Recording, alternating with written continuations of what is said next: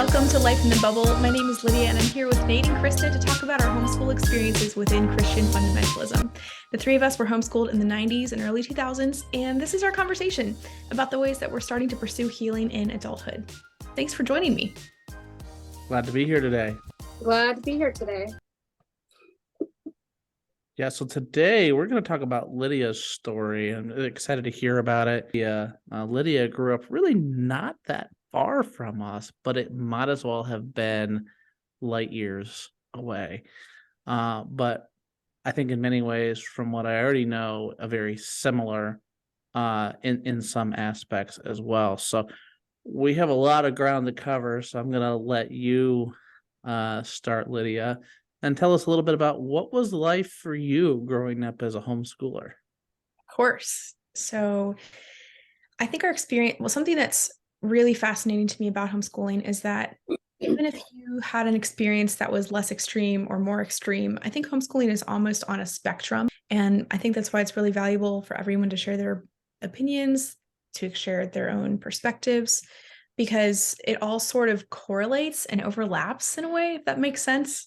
And I think it just helps to make it all a little more clear in a way. So yeah, thanks for inviting me to talk about this.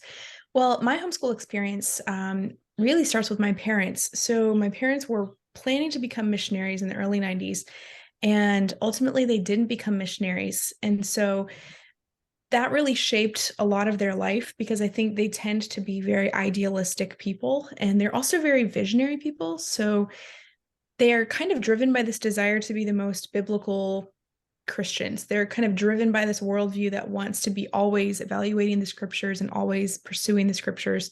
And at the time, they were part of a Christian community that was in the Sovereign Grace Church Network, which is the same denomination that Josh Harris was a pastor in. So do you guys remember I Kissed Satan Goodbye? Yes. I kissed that book goodbye. Yes. Yeah, literally. Josh Harris. Big Josh impact Harris. on our lives, for I sure. think I burned it. Ooh, that's inspirational. I think I might actually have some copies we could burn if you wanted to. So we should. I think I have a copy from Goodwill. So I have a couple copies of the sequel. It used to be, I think it was called Not Even a Hint or something. I still have a couple copies of that. Yeah. Had some good principles in it, but then there were some things where I was like, ugh. Yeah. So, that's a little much. Mm-hmm.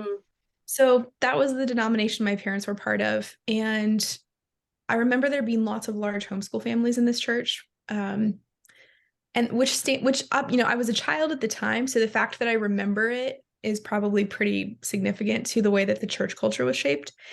And so my parents' mentors were homeschooling at the time. I've actually never asked them directly, like, oh, who specifically like encouraged you to homeschool, or like, how did you make that decision? Right? Like, it's 1996 and Lydia is not going to school, right? So I don't know that exact process, but I know that they chose it for very ideological reasons.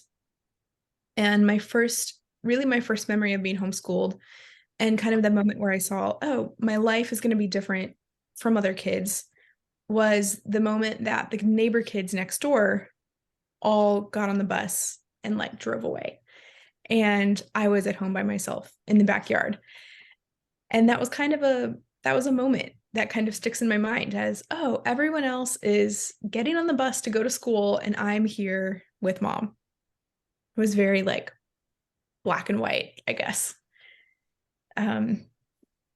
Yeah, so it kind of stands out. And really, the thing with homeschooling is that it can be such an idyllic experience. And that was certainly my experience as a kid, because I had a ton of time outside. I had a ton of time to read.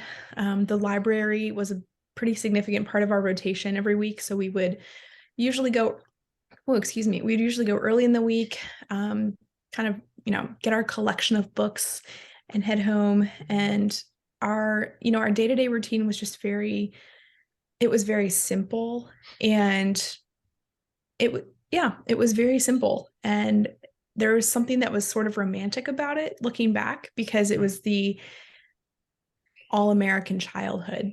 It was, oh, we're making applesauce with mom. We're planting the garden.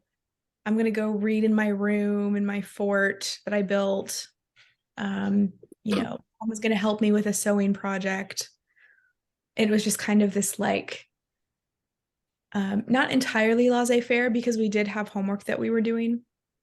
And I will say that at the end of every year, we took standardized tests that correlated with what students in the state were taking. So mom had some kind of, she had a metric for our progress to make sure that we were on track with other kids in public school, but we really didn't follow a strict schedule. And I don't remember doing school all day. I feel like we generally finished school early afternoon, and then we were pretty much free to do what we wanted to do. So follow-up question. I have two that come to mind here, just kind of talking as the homeschooling as a full thing. Do you feel like your parents had, or maybe have is the right thing, a biblical understanding? Like, do they understand like salvation as a basic core of their faith? Yeah, I do think that. My parents are very intentional with what they read, with their Bible study. They are reading the Bible every morning. They are spending time in prayer. They're both very intentional about word study and Bible commentaries and podcasts. So, which obviously that's not necessarily related to like understanding the gospel message or the message of salvation, because they could just be taking it all in. But as far as I know, I think they have a really solid understanding. So were they of the school of thought ever, or maybe still they are, that homeschooling is something that all Christians should be pursuing, or was it just their calling? I think in their perfect world, Christians would all be pursuing homeschooling, at least in the, Christian America, right? In the kind of American Christian culture, homeschoolers would be more normative because they really saw it as the best option for Christian parents. And they were very focused on having a biblical worldview, having a Christian apologetic, having a Christian understanding of science. My dad, especially, is a young earth creationist. And so he's very focused on a 6-day literal creation story. That was really important to him. For my mom, she's really, she felt like she didn't get a good education in public school. And so a lot of the things that she really encouraged were history books that had more of a, or rather, I should say, less of a politically correct understanding of history. So there was a lot of focus on, the correct story of the Civil War, the godly patriotism of the early American founders, the story of the Reformation in the 1500s. There was a big focus on having this Christian understanding of the world and kind of reading books and reading books and using Christian curriculum that were meant to shape your Christian faith and also shape you as a student, sort of commingled. So tell us about brothers and sisters. You're the oldest, correct? I am oldest. And how many total were you? How full was the quiver? So that's a great way to put that. So I will say we had a 15-passenger van, and so there's your first clue. Sometimes that was just a trophy. It wasn't actually full.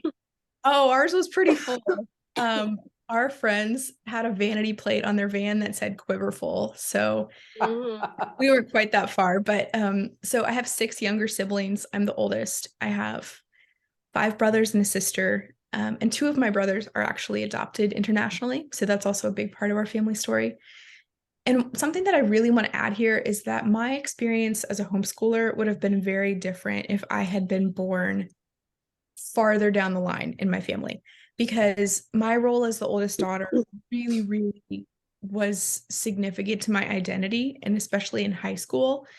And, I can talk about that more later, but I think that my birth order played a huge role in my experience of homeschooling. Hmm. And partly because I was the guinea pig. So my parents were sort of in experimentation mode with me. They didn't really know what they were doing. They were sort of figuring it out. So, my homeschool experience was very different from my younger siblings' homeschool experience. Hmm. And okay, I'm just curious in what what's the age gap between the siblings? Yeah. So my youngest brother is 11 years younger than me. And so a lot of people are kind of shocked when I tell them, oh, yeah, I have 6 siblings. My youngest brother is, 11 years younger, because they start doing the math. But then I explained that 2 of my brothers were adopted, and they kind of relax a little bit. But we were all pretty close together in age. At one point, my parents had 5 teenagers in the house.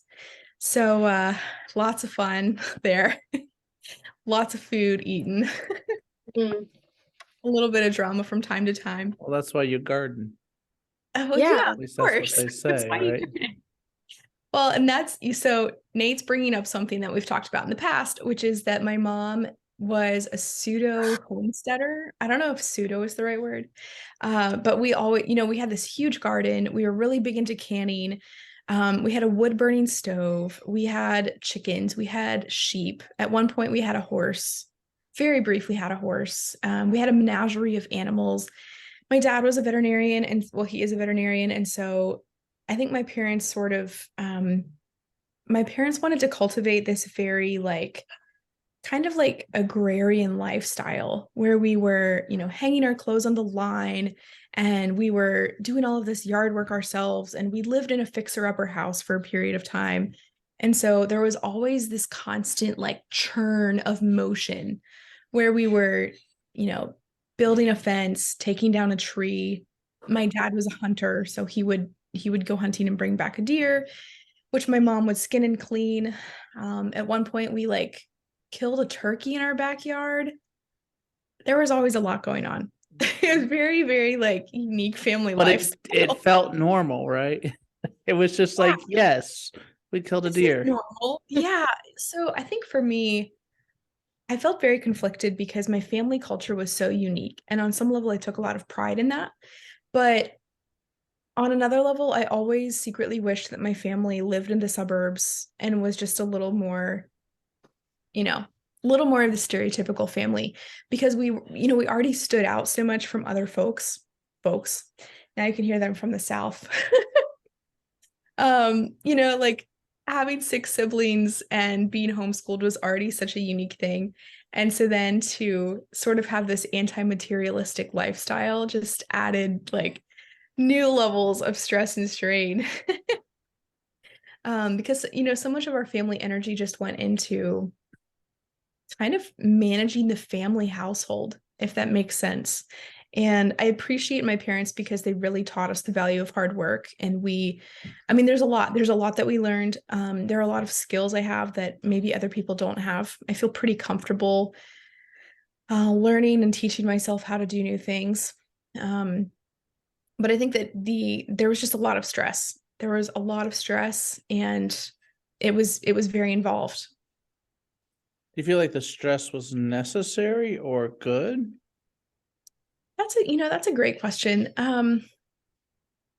I think that my parents, especially my mom was raised on a farm, and so those were some of her favorite childhood memories. And so for her, it was important for us to have this sort of all-American robust childhood where, we lived on an acre of land, and we had all of this time outdoors, and we raised animals, and we knew where our food came from, and we had this sort of experience of fixing up a house and all of these different life skills.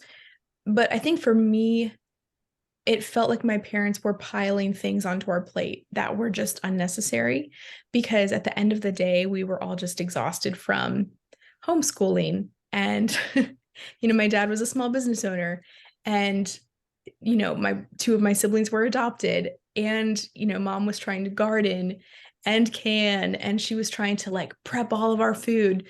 At one point we had let's see, we had we had our refrigerator inside, and then we also had 2 freezers outside, and then we also had like a full basement. And so it was a lot. And I look back and think, why, couldn't we have had just like a simpler lifestyle? Maybe something that was like, maybe just pick 2 hard things, right? It's like, let's have So 7 children and homeschool and adopt and live on this like farmette. did you feel like when you were like looking back, did you feel like you had a childhood, or do you feel like you spend most of your time like just do like I feel like in the homeschool community it's like more about keeping busy than actually like learning about ourselves and just like having a life. Yeah. And so do you feel like you had a childhood, or did you just feel like there's just things always happening? That's a good question. I don't fully know how to answer that because I do have really great childhood memories. Yeah. Um, but I think that very early on, I felt that I was already an adult. And that was especially clear when I was 11 or 12, when my youngest biological brother was born, and he basically became my child Mm-hmm. unofficially. And it wasn't something that my parents put on me. And for me, I fell into that role very naturally. And so I really enjoyed taking care of my younger siblings. But that for me was kind of a turning point between, I'm a child being cared for by my parents, and I am now a third parent, and I'm helping my parents care for my siblings. That point for me was around 11 or 12. And so from that point, really, I didn't see myself as a child anymore. And especially going into my high school years, um, I felt like I had to manage myself. And something else to note about, especially as it relates to homeschooling, is that my family had not been part of a homeschool co-op up until I started 7th grade. And, so I really didn't have a peer group that I was part of. I didn't have a group of friends that I belonged to. I didn't have like a little squad of girlfriends that I was really like, connected to. And so for me to be a part of my family was really important because I took so much of my identity from it. And like it was really the only group that I could identify with. And yeah, so I'm, rambling a little bit here, but we joined a homeschool co-op when I was 12. From that point, we started meeting weekly with them, and that kind of continued through high school. But even looking back, it's just so shocking to me because like to go from not having consistent interaction with kids to going to have like 1 day a week is just like it's mind blowing to me now as an adult. I'm like, wow. And even that is more than what you all had. Do you feel like have you maintained any of those relationships that you made in those co-ops? Yes. So the funny thing is that so I have 3 good friends from those years, and it's, I mean, so I'm still like acquaintances with people from those co-ops. I mean, because the homeschool community was very tight knit, and so those families are still many of our family friends. But in terms of my own like particular friends, I have a couple people who I'm close to, and we all individually, in like separate conversations that I had with each of them, we all came to the conclusion that we thought we were friends at the time because we were people that we mutually knew, but we didn't actually spend time together outside of like group events. And we actually became real friends after we left high school and college, because then we started to like sort of trauma bond over our shared experiences and started to kind of like hash things out in retrospect. Like, like, oh, do you remember the class where we were told that it was better to die in childbirth than like, have a medical procedure that could like kill your baby? Wow. Yeah. So, you know, lighthearted conversations like that. That's a really easy conversation to have. No, it's not. There is no good answer to those conversations, and then it sounds really lighthearted as a teenager too. Yeah. Well, it's also like, I think that even that's a great example, like the conversations we were having, or the conversations that were being brought up when we were teenagers was like, oh, it'd be better, like what you just said. But, we were so um, restricted from interacting with real world interactions of that kind of stuff, or we weren't anywhere close to that ever happening to us. Like that was never going to happen to us in that time of our lives at all. And so it's so easy for us to be like, yeah, of course, like that would be so much better for us to, die in childbirth versus having a like medical, whatever. Until like, years later when you're in that situation and you're suddenly like, hang on, that this doesn't compute, this isn't mathing. And so it's interesting how the conversations were brought up to literal children that weren't anywhere near that. They were Yeah. never going to be anywhere near socially And to set up that having to make that yeah. decision at all. And Well, so in the it's world, just wild. it sounds like the world was very black and white. There is Yes. no room for gray. If there was a gray decision, it had to be a black or white decision. And that's so challenging because the real decisions are not black and white. Mhm. Very rarely do I get an easy black or white decision. Mhm. Honestly, my only black and white decision in the day is where do I want to go for lunch, and even then, that can be a little gray. Jimmy John's. Right. Exactly. So, Well, and I think that defined the community in a lot of ways because the community was so insular. And, to join our co op, you had to sign a statement of faith. And so it was exclusively Christian families and, almost certainly no progressive or liberal Christians, all very conservative, all very Republican in, a semi-rural part of Virginia, not semi-rural, but I'm not sure what the right word is because we had a state school in our town, but it was, mostly a red town. Like it was mostly a red area. And so it's just like incredible to me, um, just to look back and see how like small our bubble was. Use the word bubble. It was such a small niche, and things were very clearly defined for us. Um, yeah, they were just very black and white. And it's not that there was a complete lack of diversity within the families, but I felt that there was almost a hierarchy. So there were no, okay, I'll take a step back here. There were people in our community who were making black and white statements like women should all wear skirts, Mm-hmm. right? You should not kiss until your wedding day. Mm-hmm. You should strive to only have one boyfriend. Yes. Birth control is evil, right? Like there were people in our community making those statements. And but like I feel that the perspectives were almost like kind of on a hierarchy, right? So it's like, oh, maybe you use birth control, but you still have like a larger than normal family. Mm. Maybe you're intentionally hoarding, so you're not dating, right? But maybe you'll kiss on your engagement or something, right? It's Right. almost like the most conservative views in the community were the ones that were seen as the most godly standards. Mm-hmm. Which again, looking back, I'm like, how does that work? Mm-hmm. What's the most extreme rigid view? And that's the one that like, Right. oh, the family is just so godly. They have the most intense convictions. We should all aspire to be like them. Right. Right. Exactly. That's such a good point. That's such a good point. so how did like the modesty conversation come into play in this community for you? Oh my gosh. Wow. Yeah, that's a whole conversational topic there.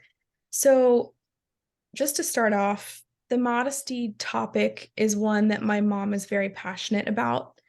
And she has a whole folder, or she had this whole folder at one time of article clippings and little papers from magazines and multiple books talking about modesty. And it was one that she was very very focused on. So she had several books around the home that I read. I remember reading as a young teenager, and one of them was talking about how, women can wield all of this power just with their physical bodies, but they have to restrain the power of their bodies in order to influence men. And so that was kind of my perspective on modesty going into my high school years. And it was never a conversation that I explicitly had with my mom, but I knew that she valued the book because she had read it multiple times.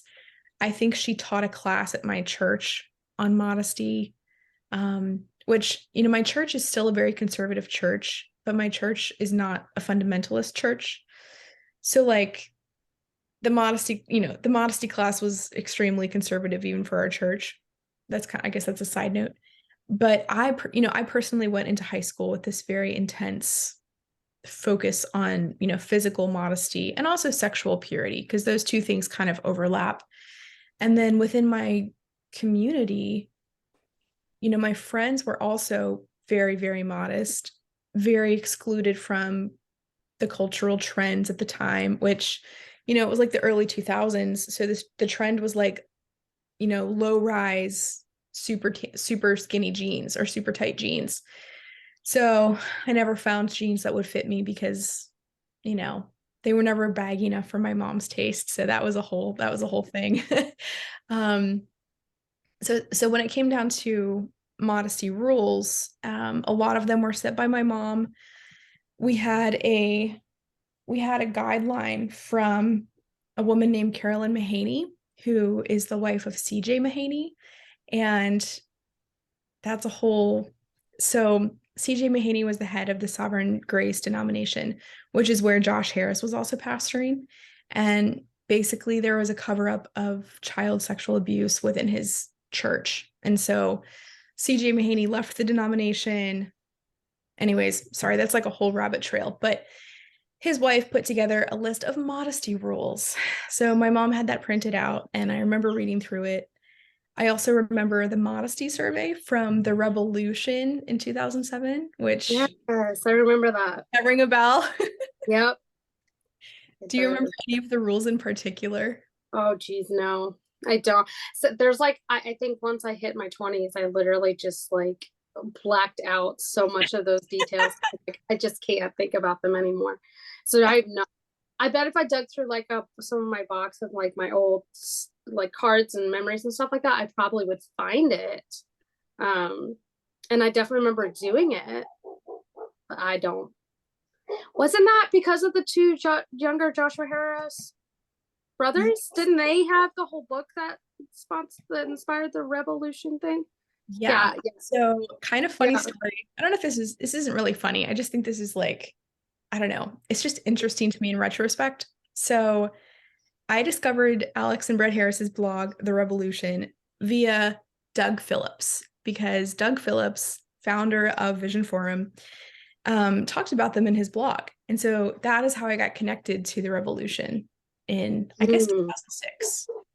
I was actually one of the first like blog readers. Like I remember being like a very early reader, and I sort of wish that I had like tried to get connected to that like revolution community, because in the early days there were a ton of people. It was just like it was like a whole network of like little isolated homeschoolers. And I remember I remember getting the book, reading it, getting online, getting on the message board, but I remember wanting really badly to be a part of something. So like engaging with that, it kind of made you feel like you had a little bit of a community, because there's all these other teenagers your age that were trying to do the same thing. Like, oh, we're going to be these big movement. And I actually think that could be like a podcast episode in itself, because I think that a lot of the movement we saw in like 2016 was a large portion of those were the homeschool, the conservative kids coming out of homeschooling into adulthood and like following through with everything we were told we were supposed to do and vote for and everything like that. And then then the dip came, we got over the peak and we went down, and all of a sudden it was like, wait a minute, all these things we thought were going to happen because we kind of followed this revolution essentially. And I think that's where it kind of rooted, how all of that came down and it was like, wait a minute, none of these things happened that were supposed to happen. And we've been told for like 10 years that this is like, if we did this, this is what would happen. I think that could be its own episode on its own, honestly. It's just fascinating. And I remember it. I just don't remember like any of the stuff we committed to. I don't remember. Were you ever part of Generation Joshua? No, I know a lot of people that were. I have a really good friend who lives in Michigan, and she was she was part of the Generation Joshua thing, and she talks about it a lot. But that was not one that I fell into. Mm-hmm. I actually thought about doing Generation Joshua, but I couldn't because I was already interning for a Christian conservative political group in my state. So Okay. it was funny because I saw like all of the Gen J kids in their little like suits, and except that I was like running to do an errand for like this nonprofit group like in the Capitol building. So I was like, okay, this is ironic. Huh. Interesting. Yeah, So I didn't. all of those blogs though. Sorry, go ahead. No, I was just saying. That was not one of the ones I fell into. The Gen J circles. Yeah.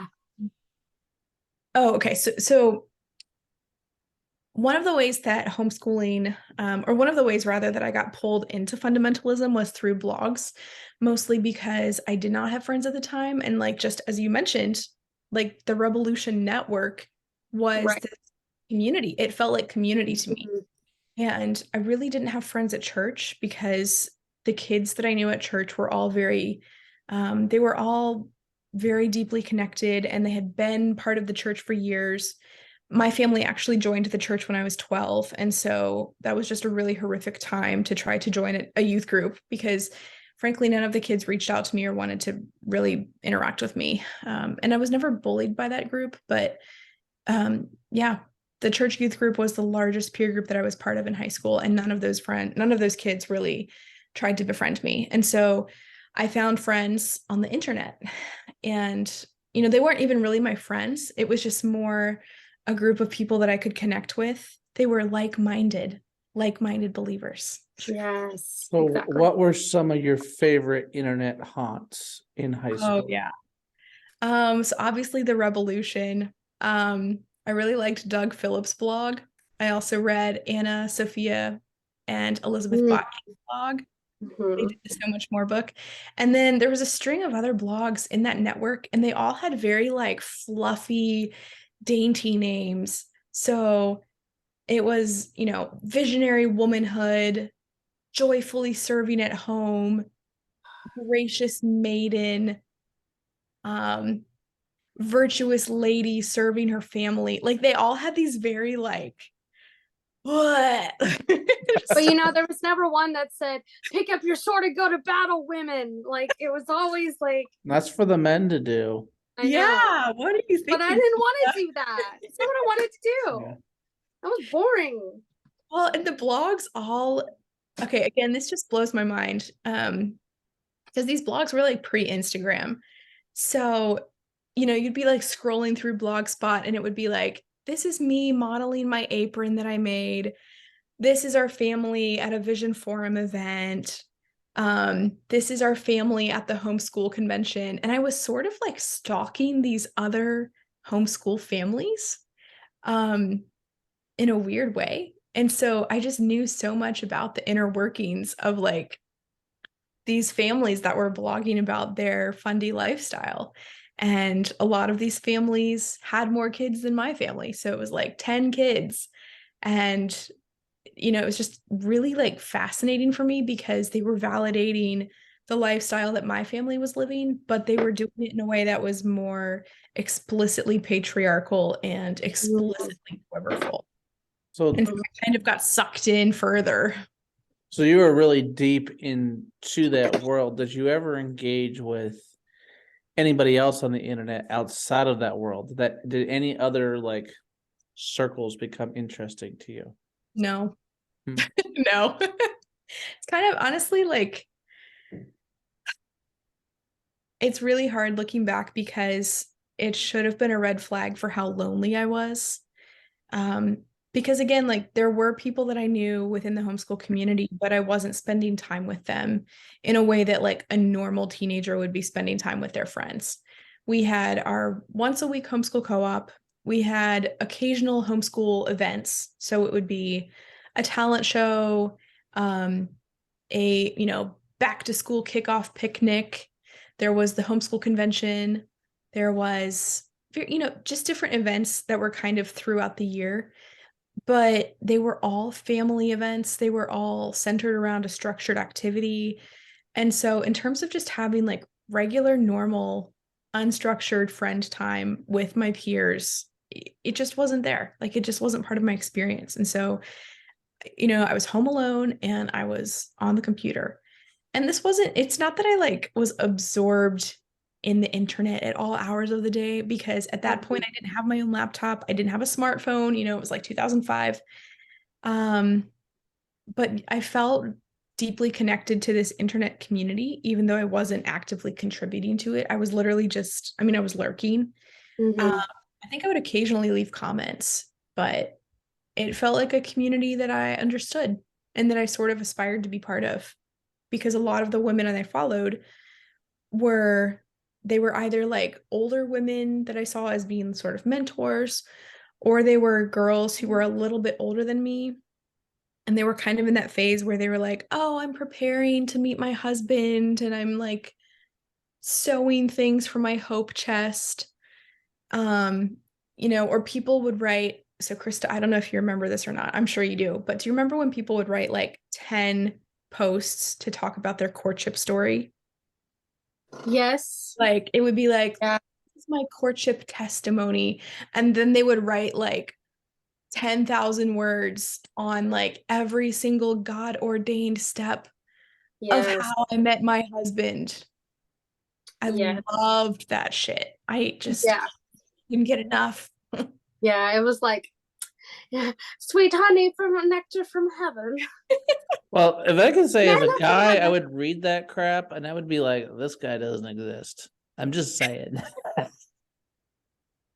Some of it was so, Like, I don't think that guy existed. I felt like they were making it up. I mean, so like technically you're right. They He's didn't exist, probably in prison right now. right? But it was more Josh like Sugar. I think what's more interesting is like that how we made the most mundane man sound like freaking fine steak. Like it was just like he literally didn't have to do very much, because there was 18 signs before that, teeny tiny little signs that actually weren't even really signs, that you took as like, oh, this is the Lord telling me that this is the man for me. And so by the time he actually finally gets his eyeglasses on and notices you, you're already married to him in your head. And so then he comes in and he's just like, oh, you want to get married? And you're like, yes, because the Lord told me. Yes. And then it's like, really, they were the most like generic, mundane people that didn't really notice you till they asked the other three girls out first and they all said no, and then they finally came over to you. And but the from the books we were reading and the media we were consuming, all of these little things were supposed to be the signs and that the Lord was going to like, bring this person and all these little things. And so it really, how they almost like tell us don't read romance because that's basically like you're partaking in porn, emotional porn. At least that's what they would tell me. Yep. But at the same time, we're still reading all of this stuff about like the perfect godly man and all this stuff. And so we're creating a fantasy romance in our head of this person that isn't real. Like that person is not, he is not any of those things that we think he is.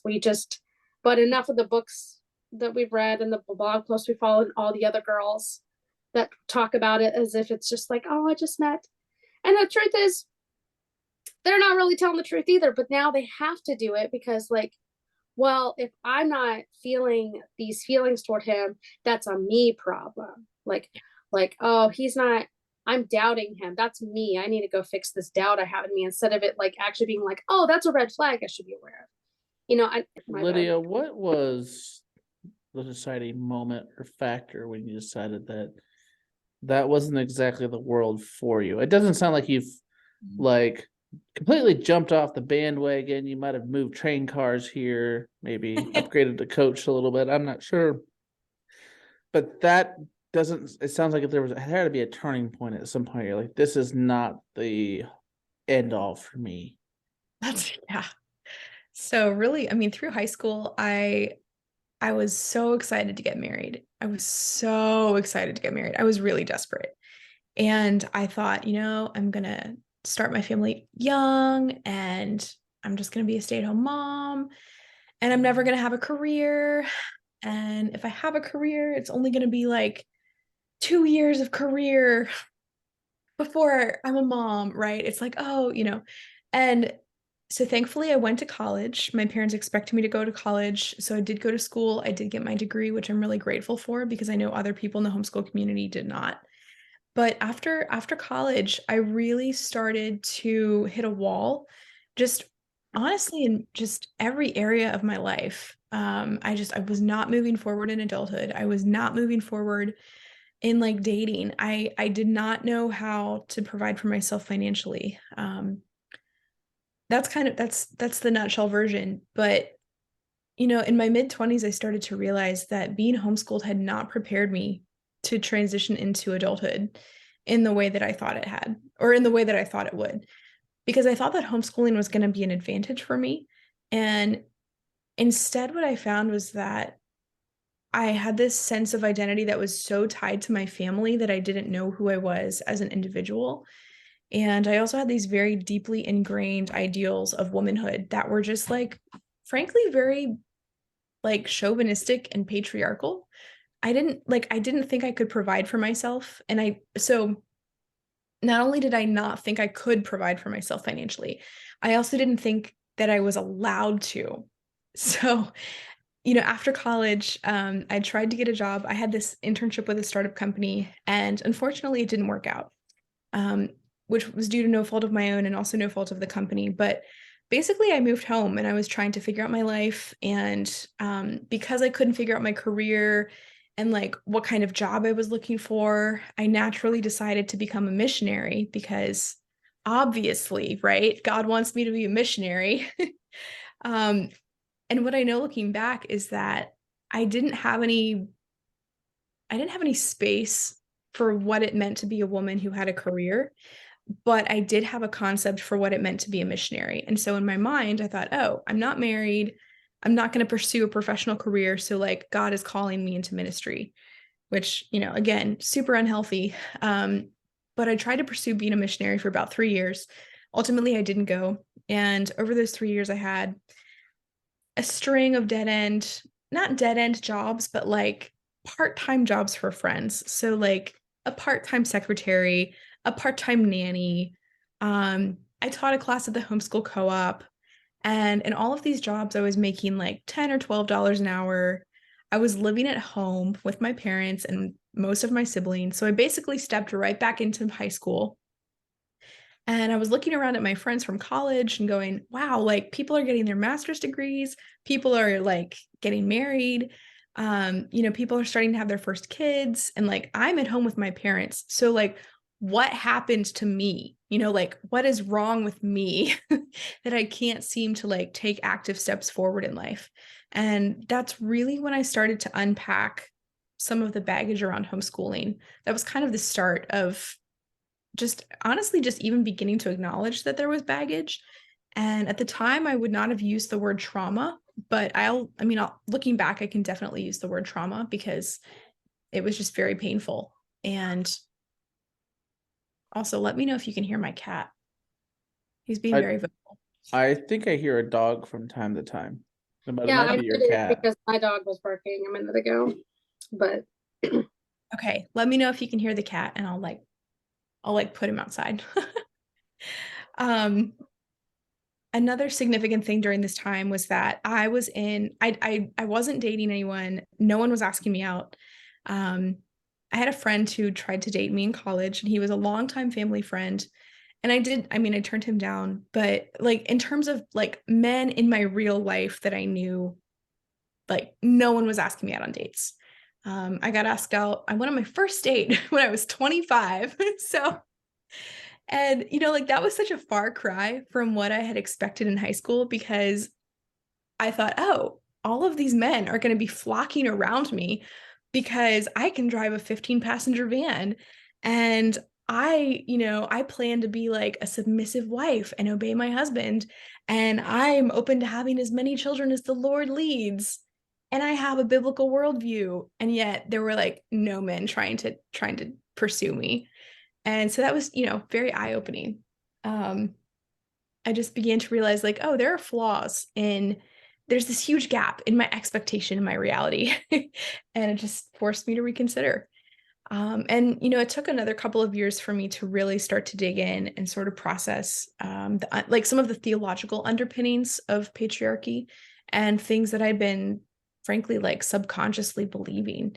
And just the gender roles, the hierarchy that I felt between men and women, the fact that I didn't think women could have a job in the professional world, the idea that women are primarily called to be mothers. Like, I was in my late 20s, my mid to late 20s before I really started to dig into all of that stuff. And, now I'm in my early 30s.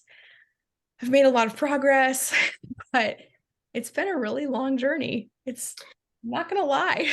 Was there like so when you were like in your early 20s, because I feel like this is something that happened to a lot of us where we are like, there was men around us that could have been or probably were maybe a little interested, but it was like unless he goes to my father or unless I get an explicit letter on the wall from the Lord Jesus Christ himself in my bedroom that I am supposed to marry this man, I'm not even going to look his way. I'm not even going to talk to him or give him a hint because that would be wrong for his future wife. So I don't want to discredit my parents too much. Absolutely. But when I was in high school, there was never a conversation about dating. There was never talk about, hey, when you turn 18, then you're allowed to date. Or if you want to get to know guys one-on-one, here are the guidelines that we expect from you. Right. And so because there was no explicit conversation, I filled in the gaps with what I was reading. And some of those books were from my parents. So, there's the old classic Passion and Purity from Elizabeth Elliot. And that was like, that was like a pretty big book. Yeah. But yeah, I mean, I filled in the blanks with all of the courtship blogs, of course, all of the books from people like Josh Harris and Eric and Leslie Ludy. And so I wasn't dialoguing with my parents about those things, but I projected all of those rules onto them. So when I left for college, I had a full expectation that someone would have to talk to my dad before I went on a date with them, like just a casual date. And I remember feeling worried because I didn't know how that was going to play out. And I was like in this weird state of limbo because I was like, oh, I'm in college, but I'm still under my parents' authority. And I still like need them to be part of this dating journey with me. But because we weren't talking about it, it was very hazy. And Yeah. so yeah, I mean the hyper spiritualized crush, again, this is so embarrassing to look back on, but I had like a singular crush in college that I was convinced I was going to marry because, I really truly believed the Lord told me that I was going to marry him, but this guy didn't know I existed. Like he knew I was a person that existed, but like we weren't friends, So, like I spent so much emotional energy like Yeah. praying about this guy, Mhm. thinking about this guy, gathering as much information as possible about this guy. Because to your point, you have to gather as much information as possible to decide if someone is like a worthy crush. So Right. if they ask you out, then you'll have enough information to be like, yes, the Lord has given me peace about Right. going to coffee with you. Yes. Oh my gosh. Yeah. Oh my goodness. So how did you meet your husband? How did that come about? It's a great question. And how did that play into everything that you were feeling leading up to it that you just described? All those feelings. Yeah. So in high school, I remember telling my friends that I wouldn't marry someone if they were public schooled because in my mind, there is a significant moral and spiritual distinction between public schooled kids and homeschooled kids, which is just so laughable. But the long Because you story know those public school kids chose to be public school too. Like, I exactly. decided I'm going to be public schooled. I mean, and so it's their fault that they That's made right. that life choice It's a for moral themselves. deficiency on their part. That's right. That's right. Well, so long story short is that I live in Austin, Texas, and my husband moved here in 2019, and we were introduced by a mutual friend. And initially, we didn't hit it off because I thought he was really quiet. But in reality, he was just new to town. And so he was sort of like getting to know people, sort of taking it all in. And so, yeah, so COVID started and we had a couple of game nights. And I was like, oh, this guy is really funny. He's really kind. And our mutual friend was sort of trying to like, hey, like you guys should Mm, get together. And mm, so he messaged me over Facebook, and I thought he was being really cheesy because he said his pickup line was something like, I'm about to blow your mind, oh or are my, you ready to have your mind blown? And I was like, what? Like, get out of here. And then he sent me a picture of a sweatshirt from my alma mater. And basically, it turned out that his dad had been a professor at my alma mater, which is like this little tiny Christian conservative school. And so mm, I actually did have my mind blown. I was like, oh my gosh, your dad was a professor at my alma mater. And so that kind of opened the door for him a little bit to like get his foot in the door. And we started, we started dating shortly afterwards. How And in the truth, devil gets in there. that's that's right. right. Don't give the They devil. didn't teach us this in the. This is why they were telling us in those dating book, those courting books.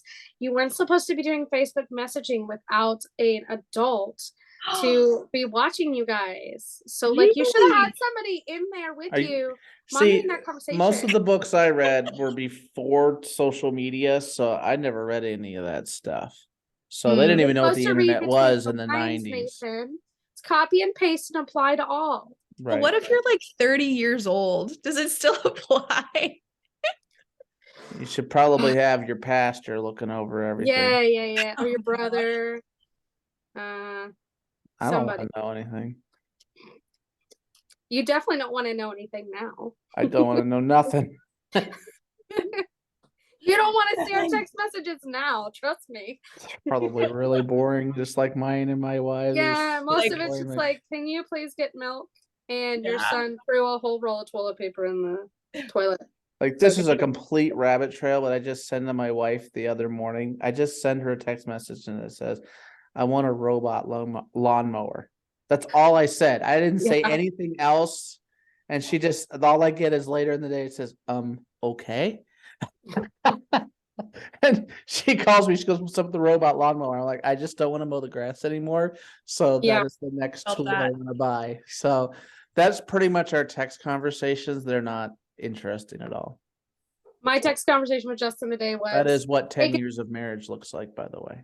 So hey, can you pick up milk? Also, can we move the dresser upstairs tomorrow? Yeah. It's pretty boring, but it's a good boring. it is good. So you met him, you started dating or something to that effect. Something to that effect. Court Or- dating. I had him fill out a 100-page questionnaire. Did you really? No. Oh, okay. I was like, all right, girl, let's hear it. You better bring that questionnaire to the next podcast. I want to hear all the answers. The funny thing is that my earlier self would have been really shocked because there was never a moment when we were dating that I had this like clear moment of knowledge from God where I had some kind of like spiritual encounter where the Lord confirmed that I was supposed to marry him. This feels embarrassing to say, but I really didn't pray about marrying him. I just kind of knew. And I did pray about it, but it wasn't the hyper spiritual experience I thought it would be. And in some ways that was disappointing because I thought that it was going to be this like really intense, like signs and spiritual encounters and like, confirmations. And instead it was very simple. Like we just spent a lot of time together. We didn't get tired of each other. Not yet. That's right. Not yet. At this point, we've been married for 2 years, and he's really wonderful. And especially, hey, especially as it relates to talking about homeschooling, talking about my experience within, fundy light Christian culture, specifically kind of dissecting conversations that I had with my parents in the past, trying to figure out my relationship with them now. My husband has been really wonderful because he's a non-judgmental party who's Yeah. incredibly empathetic. And there are times where I felt incredibly apologetic because I still feel so strongly about things that happened 20 years ago. And having him to cry with and talk with has honestly helped me to release a lot of feelings and a lot of it's helped me to release a lot of the unresolved tension in Hmm. ways that I just hadn't been able to before. Yeah. So you're happily married, been married for 2 years. Mhm. He's a very, unbiased person in it. What does he think about? How about this? How about like, what's his thoughts about sometimes when like these things come up where like, when you're talking about these old beliefs that you used to have and stuff like that? Because I know when I bring it up, Justin will be like, "What? What? Say Yeah. that again?" And Yeah. it's just interesting to hear him like sit back and just be like, that doesn't make sense. And he was raised in a conservative Christian world. Now he wasn't homeschooled, but and so even for him, he's like, that's far out there. That's extreme. We didn't do that. Like, why did you guys do that? And I'm like, I don't know. It's just what we did. So man, I think the biggest things were just like really awful, awful views that I had about marriage. So like I assumed that I was going to marry someone who struggled with porn all the time. I assumed that my husband was always going to be looking at other women. I assumed that I would be doing the majority of the cooking and cleaning. I assumed that just like really awful things about Yeah. sex and consent. Like Yeah. I didn't believe in consent, Hmm. and yeah, just things along that nature that I just didn't even realize were there until, we started talking about it. And, we really like we're so early in our marriage that I'm sure, sorry, my phone keeps buzzing. Okay. Like we're so early in our marriage that I assume that things will continue to come out over time. Yeah. Especially when we have kids. But Mhm. it was just, yeah, it was really eye-opening to see how toxic my beliefs about marriage were, especially as it related to like the way that I perceived my role as a woman and, Mhm. my expectations for like the way that I was going to be treated. Yeah. Uh, and yeah, I mean, my husband was like really horrified, honestly. Yeah. Like, he was like horrified that I believed it. And also, he was sort of offended. Like, Yes. what kind of man do you think I would be if, XYZ thing was true? And I was like, well,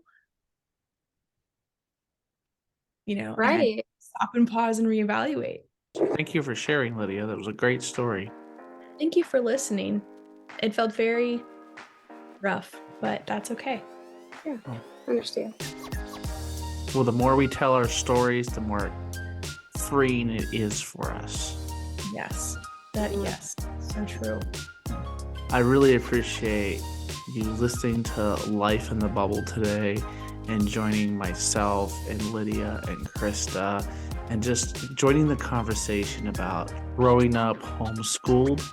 I hope that you follow us on all of the wonderful social media channels that are out there.